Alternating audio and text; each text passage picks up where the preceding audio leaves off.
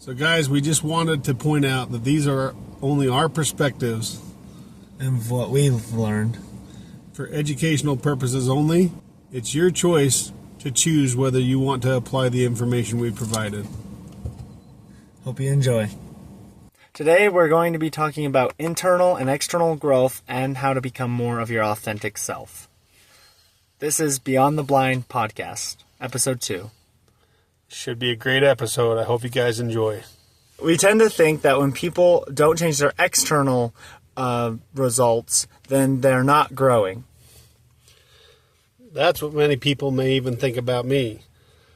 I've shifted drastically over the years. Over the last 3 years, ever since I've done this program, I've shifted in massive ways, intrinsically, and people are expecting to see external results. But when they don't see those external results, they don't see the proof that I've made changes.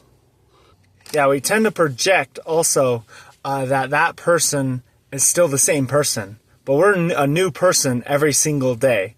So you may want to go and reanalyze some people that maybe you're projecting onto, because I promise you they have grown in some level. Each of us is growing every single day, whether we recognize it or not. And we are trying to work out our own limitations. And a lot of the time that starts out intrinsically. Obviously, that's where it begins, because if we can't work out something intrinsically or inside ourselves, then we can't start to see those external results. So there's people shifting around you all day, every day, and they are attempting to become different people.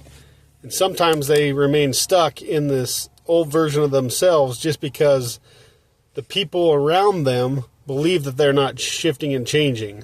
And so when they can't see that shift, they just see that old version of them, and then they start to play along with that, and that person ends up subconsciously being pulled back into old patterns and refusing to shift, maybe not refusing, but having a more difficult time shifting because their friend or whatever still perceived them as that old version, and we can be pulled back into those scenarios over and over again until we really start to shift and make drastic changes. And this is because of your focus. It's possible, if people keep projecting your old self, you may fall back into that pattern, at least around them, because it gets thrown into your focus of that version of yourself. It's just like when I say, don't think of a white elephant, what do you think of? A white elephant, right? So it's kind of like the same concept. But we are always growing every day, and sometimes if we project, then it can make it more difficult, especially if we're projecting onto others and they're trying to grow and change. And that growth and change that we're attempting to make is often slowed down. That process is slowed down a lot because we might get caught up in other people's projections and pull ourselves back into that old version of who we used to be. Here's a great example is I've been known my whole life as this hunter, and I was a pretty effective hunter, and I've taught a lot of people over the years how to hunt.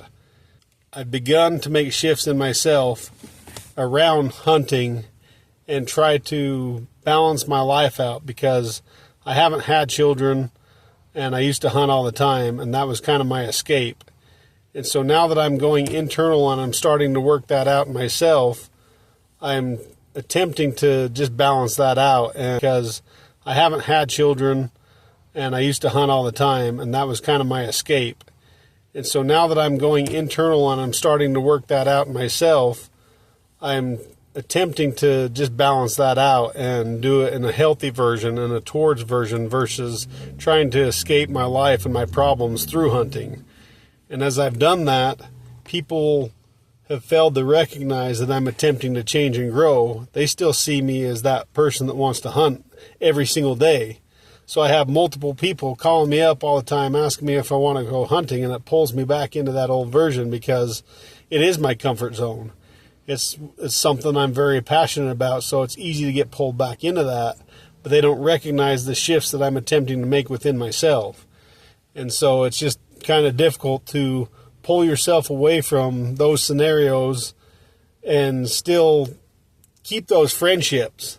And people start to fall away from you because you're starting to change that version of who you are, and because you're no longer that version that they expect, they perceive that the friendship is lacking or they did something wrong or whatever. And the truth of the matter is, it's just the healing that you're doing inside yourself, and then that shift and the change that you're beginning to make is no longer aligning with what they expected you to be based off of that past perception of who you were. And so they're just basically trying to have that same relationship or connection that they've always had, and you've shifted so much inside yourself that it's not met in that same way, and they feel inadequate inside themselves, and they start to pull away naturally. Yeah, so just like Burke said, it's very likely that as you change, your relationships are going to start changing. And that is honestly probably a fear for a lot of people, right? And so that's why they may even stay that version just to people please so they don't lose out on the relationship. But what opportunities and new relationships are you going to make along the way? How authentic are you being by pretending to be somebody that you're not in order to keep a friendship or a relationship active? Many of us are doing that. Probably 95% of society is pretending to be somebody they're not in order to keep somebody else happy, just so that they don't lose that connection or that love from the relationship. Whether it be a friendship or not, it's still a version of love and connection. They're attempting to get through that friendship, and as they start to become authentic, it triggers the other person because they're used to that fake version of who you are or who you were. And so when you become that new version, that authentic version of yourself, those relationships begin to fall away because then they perceive that you've changed in a sense you have, but you've become the version of yourself who you truly were, rather than playing that game where you were another version of yourself that doesn't even exist. And so that's why many relationships is you're being so inauthentic when you go into the relationship in an attempt to attract a new partner and pretend to be somebody that they want you to be, so that you'll be able to connect with each other and stay in that relationship and make it work. And in the long run, when some other things come up or you get burned out of being that version of you that you actually weren't anyways, then it triggers the other person and it causes the relationship to end because you weren't being authentic to who you were and you weren't being authentic with them. And that's why it's important to be authentic from the start, because otherwise you're going to play this game and then those relationships may end later anyway. It's a filter. Authenticity is a filter for more fulfilling relationships. How would you like relationships to work in your favor? The best way to do that is by learning to be authentic and congruent with yourself and your belief systems, and not to pretend to be someone you're not. Just go into the relationship being exactly who you are, and if it comes to that partner pushing away, then they didn't truly love you anyway. They loved a version of you that doesn't exist. So if you go into a relationship being truly authentic 100% to who you are, and you do the things that you love, and you chase your dreams and your passions, and you love them for being them and allow them that same grace and agency to be themselves, then you've got a lot better chance for your relationship to last. I'd also like to add on to what Burke said. It's just that you may still love them, but you are just unaware of those other versions that you haven't met yet because they have been inauthentic. And so because of that, those versions can start to come out, and then maybe you don't like it. You're like, wait, what is this? So that's why I'd say it's very important to make sure you're always working on yourself and gaining that authenticity. That way you don't play these games and it goes on and to find out and spend all this time on this person and find out, oh, that wasn't meant to be anyway. So what tends to happen is we'll have a prediction error of what the other person's supposed to be like. But you don't know truly what they're at the core if they're being inauthentic, right? Because what's a person supposed to be like anyways? If you go into a relationship thinking, oh, they're supposed to be this this person for me.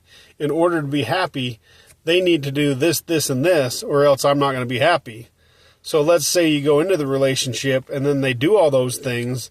If they do them, then you're happy. But what happens about later in life when they get burned out and they no longer feel like they want to do those things anymore because they weren't being authentic. They were just trying to please you and make sure that you were comfortable.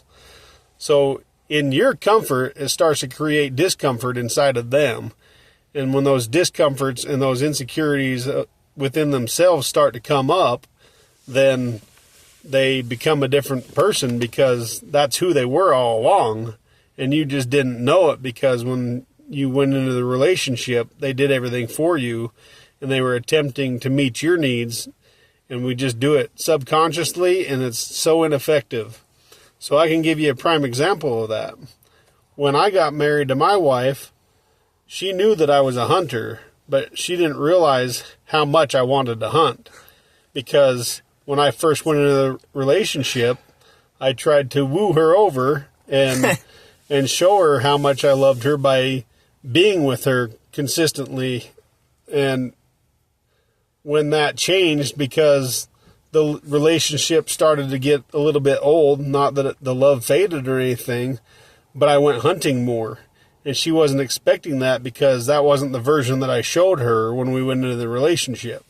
So that's a prime example of how just even small things like that can shift massively over time, and that person doesn't recognize what they're getting in the relationship because they're living off of a faulty version of who they perceive that you are. Yeah, and that's why he brought up a great perspective on why it's important to keep working on your internal growth and to keep being authentic and not to woo anyone. Because if you're trying to woo someone, you're being someone maybe that you're not. And it's okay to want to do things for others and maybe you want to get flowers for your partner. But if you are doing it as a form to just impress them, and that's like the only reason, then you might be doing it as like an escape, meaning you're doing it for reasons that are not true to your authentic self. So how many of you guys went into your relationship trying to woo the other person or impress them? I know I did. Especially if you feel very insignificant about yourself and you go into that relationship and you expect that person to fill all the voids that you're filling inside yourself, then you don't want to lose that person because you're happy and elated that you got into the relationship to begin with. Maybe you perceive, oh man, I'm not worthy of this person. They're somebody that's just like way out of my league. And so that's when we put on that face and we pretend to be a version of ourselves that we're not in order to impress that other person or the partner that we're trying to be in the relationship with. And they don't get to see who we truly are. And so they're just seeing that inauthentic version of us. And then just because of that, it doesn't allow them to be authentic in the relationship either. Because if you're being inauthentic and you're being a version of you that you're not, then by default, it almost makes them a version of them that they're not, because they're trying to be somebody who they believe is who you need as well, just because of your inauthenticity, if that makes any sense. That makes sense. I can cut that right because that makes sense. What do you have to say about it, Cameron? Do you have any experience you'd like to share as far as what you may have done going into your relationship? In one of my last relationships, I definitely was the type of guy who would try to, because of my own self-worth issues, I was always trying to feel validated from someone. And so I went inauthentic, and I would try to always impress them. And after a while, though, I recognized, why don't I feel the need to impress them? And it's because you get to a point, and I am divorced, to where when you marry them, then after that honeymoon stage, then you don't feel the need to impress them anymore. And then you find other ways to try and meet that need for validation. So it's about going internal, that internal growth, and now learning how to meet it yourself rather than through that external result. So that'd be a great question that I'd have for you guys. If you're attempting to get into a new relationship, in what ways can you go in fully congruent with yourself without feeling the need to be validated by the other person? And I'd like to add to that with the question, basically, authenticity is a process. You're never going to be 100% authentic because we have so many subconscious things going on. It's about trying your best to be authentic every single day. And the more you do that, the more authentic you'll be. So another question could be, how can I be my authentic self today, and what would that look like? And this goes for every single relationship. Every relationship you have, you're currently going in and putting on a different face probably for multiple different people. So you might have family members and you put on one face for them, and then you have friends and you put on another face for them, and then you have a loved one like a spouse or girlfriend or boyfriend or whatever, and then you're putting on a separate face for them. And a lot of the time we're doing this and we're not even intentionally trying to do it, but we have so much fear within ourselves as far as a need to be loved, especially if you've lived a traumatic childhood where you took on the perception that you didn't hold value or you weren't loved, and then you try to become a person that other people will value and love. So you put on this face of who you perceive that they want you to be in order to feel that validation and love from them. Yeah, so just keep growing your authentic self, because that's the internal growth. That is a big one. If you can get that down, then you got it. So I'd like to share some more perspective. I fell apart probably about 7 years ago.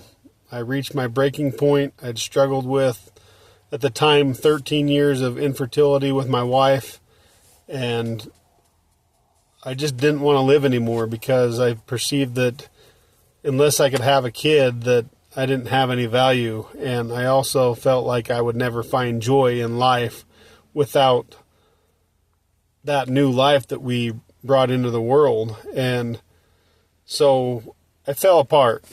And needless to say, everything in my external world fell apart as well.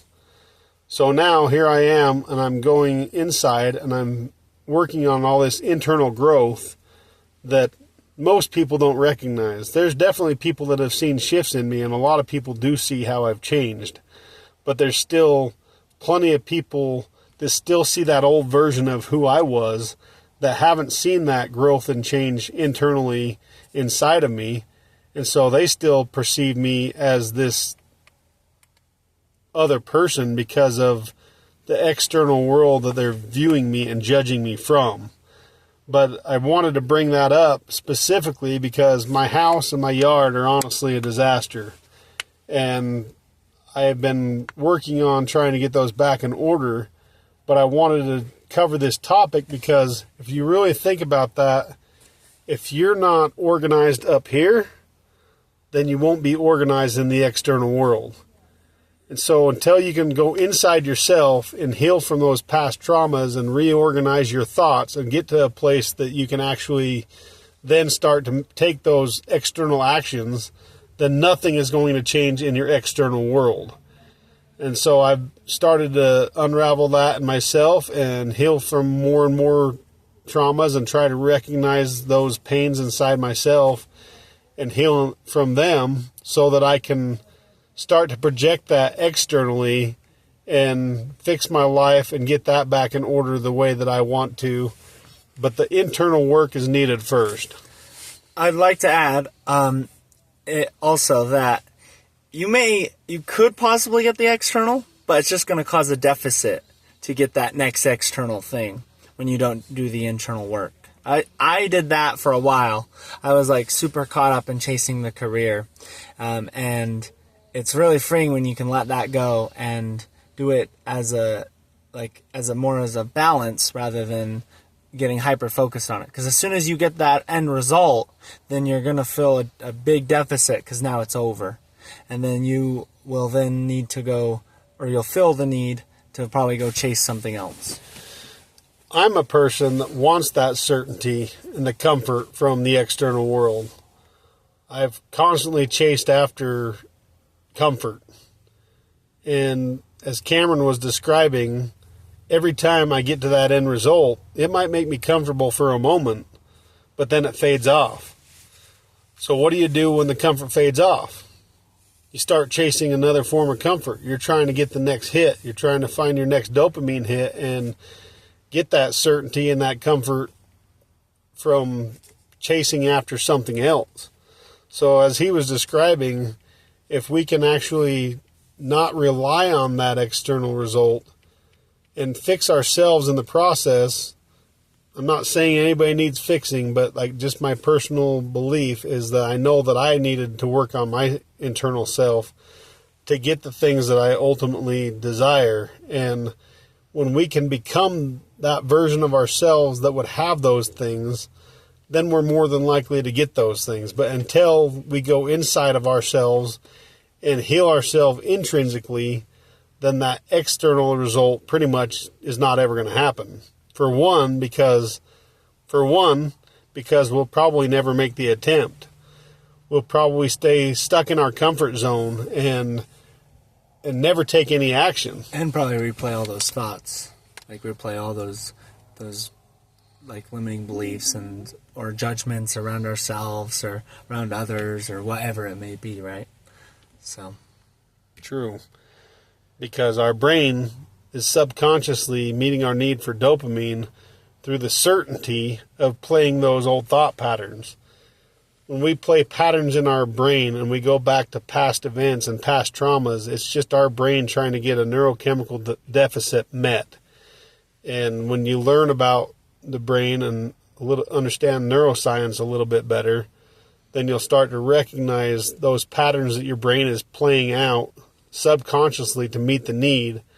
And then you can consciously make a decision to change that.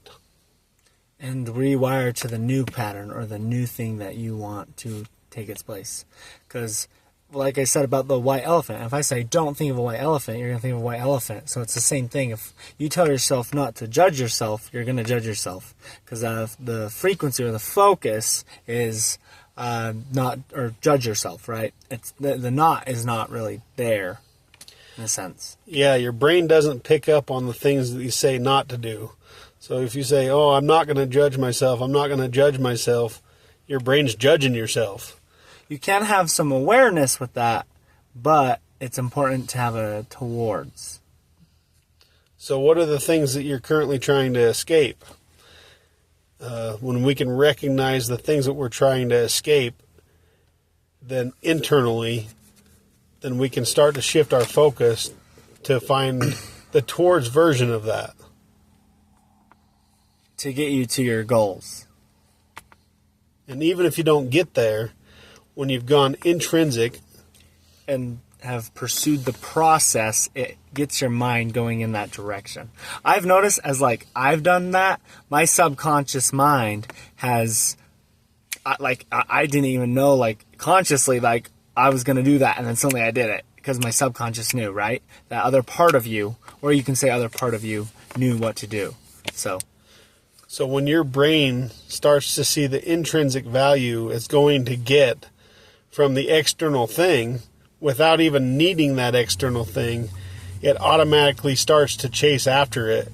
It's more likely that it's going to manifest because you've gone intrinsic and you've shown your brain how excited you're going to be and what you're going to feel when you get that result, or just in the process of trying to achieve that result. So just when your brain starts to see the value in that, it automatically works towards the things that you want. Yeah, and at the core, it's about becoming the person you want to become. And we do it through this world, right? But ultimately what we want is that feeling or that version that we don't have yet. So Cameron, would you like to talk about some things that we do extrinsically without knowing subconsciously? Yeah. So I would say a big one for a lot of people is that people pleasing. We will people please, and even though it may not be what we want to do that day, we feel like, oh, we have to go do that. I have to go to that event, or this person's going to get upset, right? But that would not be being authentic to yourself. And there's a creative version that you could come up with to make it even better for yourself and the other person. Yeah, another great example is money. I think most of us chase after money extrinsically because we want that external result. Most of us want wealth because we know that it's going to give us more of our time and everything like that, but it has nothing to do with the money. And it took me the longest time to recognize that. And I'm not going to share with you guys what it actually is that you're attempting to achieve, but it's not the money. It's what the money can give you at some version, right? To get that feeling inside of yourself. Yeah, so what feelings are you lacking that within yourself that are causing you to feel the need to chase after the money to begin with? Because they've done a lot of studies around people winning the lottery, and they actually end up worse off because the money just plays into their internal patterns. Yeah, they always say that the money only amplifies the feeling that you currently have. So if you're a depressed person and you get money, you're going to be more depressed. If you're a generous person with money, you're going to be more generous. So that gives you an idea of what money will do for you. But that's if you are chasing it for the wrong reason. Another great example is we're attempting to make this podcast. And it has nothing to do with actually getting the podcast. Obviously, we'd love that. We'd love to, Awesome. get that in our lives and be able to influence others. That would definitely make us feel a certain way. But this attempt in creating this podcast is more about our own internal recognition of what we're truly attempting to become rather than trying to achieve that result of the creation of the podcast. About the internal growth that we're getting. Like, this solidifies. There has a lot of physiology too, but it also applies to a lot of neurosolidifiers to solidify that new version that we want to become, right? It's bringing up lots of discomfort inside of us. Even our own fears. And so by doing the podcast, whether we choose to post these videos or not, we're gaining internal growth and working through those discomforts just through the attempt. And removing the threat from within, so we're getting that internal growth. Because the trigger is always us. It's not the external. It's kind of crazy that we always tend to think that it's the external world that's disappointing us or letting us down or causing us to feel the pain. It has nothing to do with the external world ever. It's always us. It's our perception of what we perceive things should have been like and our expectations on how we think things should have happened. That's just that dopamine prediction error. So essentially, our brain's trying to predict how it's going to get its next dopamine hit. And if it predicts accurately, we're happy. We're comfortable. But if it predicts inaccurately, then it creates discomforts. And then we start to develop expectations on how we think things should have gone because of that prediction error. Yeah, and because we're trying to predict our whole experience, but we can't control the external world all the time. We can influence it, but we can't control it. Because think about it this way. There's somebody out there who has worked through whatever you're struggling with. And they're like free of it. They've transformed from it. Rather than like coping, they've transformed and are now that new being with their past learning experience, right? Yeah, I mean, we could create almost any scenario, but let's just bring up money again, for example. There's people out there that absolutely hate money, and then there's people out there that absolutely love money. So if you're a version that hates money, you can get to the point where you love money as well. Because if somebody else has done it, you can do it. Yeah. And there's people out there who like have no money, and they're like thriving. They're living their fullest life. Yeah, they don't even feel discomfort because it wasn't a threat to them. It's only uncomfortable when we perceive it or view it as a threat. And that threat comes in based off our past associations. Yeah, when Cameron brings up the associations as well, it's those childhood perceptions, the information that our brain took in and our subconscious just process so much information from early childhood development that we develop these associations to how we perceive our needs should be met. And when they're not met in that way, then it creates all those incongruencies and those undesired feelings and emotions that we don't want. Exactly. So next time maybe you're feeling discomfort or another feeling that you don't like, maybe go internal and how you could change that. And a big thing too with internal discomfort that I've recognized is that we always have an expectation. And if we let go of those expectations, if you weren't expecting a certain result, how uncomfortable would you be? Yeah, rather use that, we call it anticipation. So how can you anticipate the result that you want without expecting the outcome? Yeah. So it's a great thing to ponder on. Now, moving forward, what internal growth do you want to work on? And that's the thing. What's great about this is you can choose. Nobody gets to tell you where you should grow. It's up to you and decide where you want to grow and take your time right now, currently, to grow. Yeah. Or if you just want to relax, just relax. Because we're always growing, no matter what. And if you have old patterns that you feel are serving you, even if they're not, because sometimes we think that an old pattern might be serving us in the moment, even though it probably isn't. But until we recognize that, you can go ahead and keep whatever belief system and patterns that you want to play out as long as they're serving you. But if they're not serving you, then maybe analyze yourself and ask yourself, well, what would I like to feel instead of this undesired emotion I'm currently feeling? What would I like to do to attempt to shift this pattern and have a different belief system around this pattern versus the one that I currently have?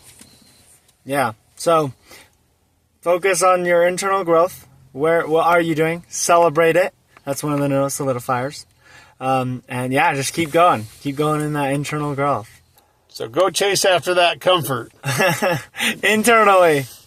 We hope you guys have enjoyed this episode 2 of our Beyond the Blind podcast.